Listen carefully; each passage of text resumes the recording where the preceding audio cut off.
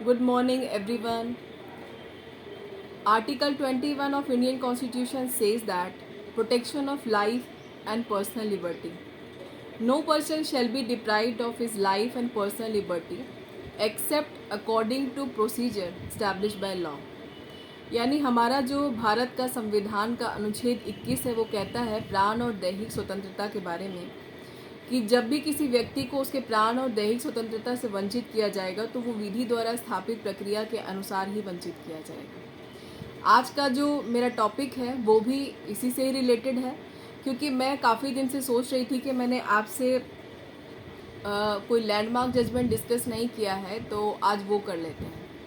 तो आज मैं आपके सामने जो लेके आई हूँ लैंडमार्क जजमेंट, उस केस का संबंध है Parmanand Katara versus union of India, यानी परमानंद कटारा बनाम भारत संघ। और इसका जो केस का फैक्ट है वो आपको याद रखना है। इससे आता है आधार, चिकित्सा सहायता पाने का अधिकार जो है वो यहाँ से पैदा होता है।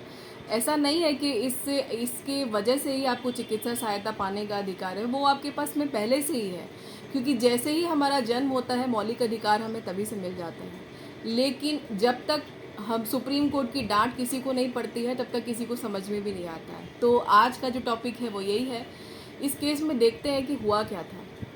सुप्रीम कोर्ट का एक बहुत ही ज़्यादा इम्पॉर्टेंट लैंडमार्क और हिस्टोरिकल जजमेंट है। वैसे तो सुप्रीम कोर्ट के सारे जजमेंट ऐसे ही होते हैं, लेकिन ये भी अपने आप में बहुत खास है। इस जजमेंट के थ्रू सुप्रीम कोर्ट ने डॉक्टर्स को काफ़ी सारे निर्देश दिए। अब ये डॉक्टर्स चाहे प्राइवेट हॉस्पिटल के हों और या फिर गवर्नमेंट हॉस्पिटल के हों, ये जजमेंट स्पेशली डॉक्टर्स के लिए ही है।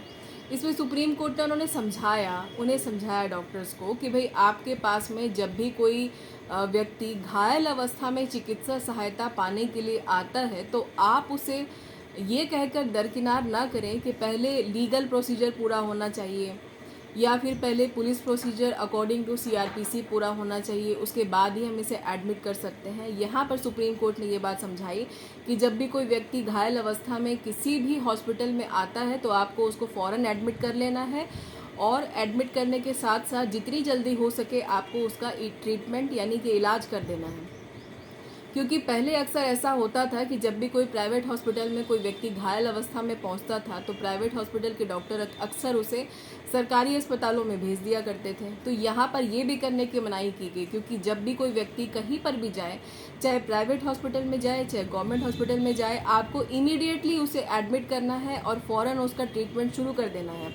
क्योंकि कभी कभार व्यक्ति की हालत इतनी ख़राब रहती है कि उसके पास इतना वक्त नहीं होता कि वो और किसी प्रोसीजर के लिए वेट कर सके, उसकी जान चली जाती है। डॉक्टर्स के लिए यहाँ पर सुप्रीम कोर्ट ने कुछ गाइडलाइन इशू करी और उन्हें ये बात समझाई कि किसी भी व्यक्ति की घायल अवस्था में मदद करना, उसके जीवन को बचाना, ये आपकी स्टैट्यूटरी ड्यूटी है, यानी ये आपका सांविधिक कर्तव्य है जो कि कानून की तरफ से आपको दिया गया है। आप यहाँ ये नहीं कर सकते कि ये लीगल प्रोसीजर पूरा होगा, पहले पुलिस को आने देते हैं, पहले वो बयान लेगी उसके बाद ही हम उसे एडमिट करेंगे। यहाँ पर ऐसा बिल्कुल भी नहीं है।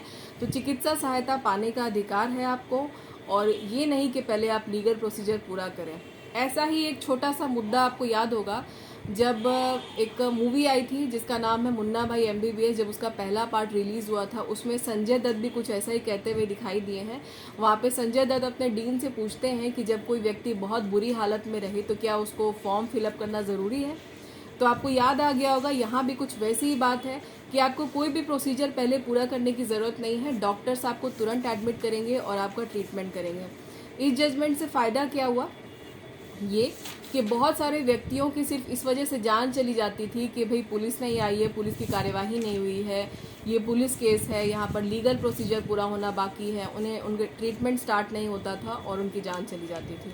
तो यहाँ पर बहुत सारे ऐसे व्यक्तियों की जान बच जाएगी जो कि बहुत बुरी हालत में किसी अस्पताल में जाते हैं और उनका ट्रीटमेंट स्टार्ट नहीं करते हैं डॉक्टर।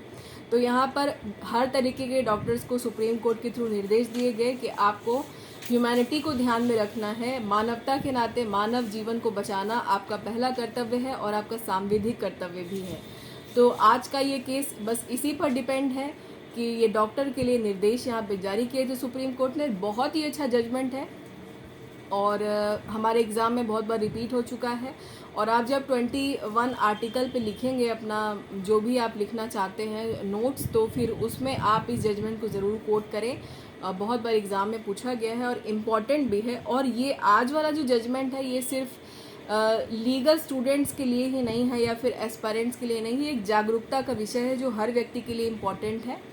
तो आप इसे ज़रूर सुनें, इसे ज़रूर पढ़ें और जागरूक हो जाएं कि हर व्यक्ति का चिकित्सा सहायता पाने का अधिकार उसका एक मौलिक अधिकार है। क्योंकि जैसे ही आप हॉस्पिटल जाएं या फिर किसी को लेके जाएं तो वहाँ पे डॉक्टर्स आपके साथ में ऐसा बिहेव नहीं कर सकते, आपको ट्रीटमेंट करने से मना नहीं कर सकते, चाहे वो किसी भी अवस्था में हो। उनका पहला कर्तव्य है व्यक्ति की सहायता करना, व्यक्ति की चिकित्सा करना, सेवा या फिर उनका इलाज करना।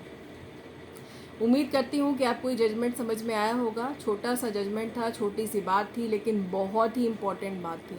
अब इसे नोट करें, इसे बार बार रिवाइज़ करें और पढ़ लें, अपने आंसर में ज़रूर कोट करें। तो मिलते हैं आपसे नेक्स्ट वीडियो में नेक्स्ट टॉपिक के साथ में। अगर आज का वीडियो आपको पसंद आया है तो आप लाइक करना ना भूलें। सब्सक्राइबर नहीं बने हैं तो बन जाएं और बेल आइकन ज़रूर प्रेस करें ताकि आपको नोटिफिकेशन बहुत आसानी से मिल जाए। अपने फ्रेंड्स में शेयर करें और कमेंट करना ना भूलें। मिलेंगे आपसे नेक्स्ट वीडियो में, तब तक के लिए मन लगा के पढ़ाई करें, पढ़ाई कभी ना छोड़ें। चाहे अवस्था कैसी भी हो, सिचुएशन कैसी भी हो, हालात कैसे भी हों, पढ़ाई नहीं छोड़नी है। Bye bye.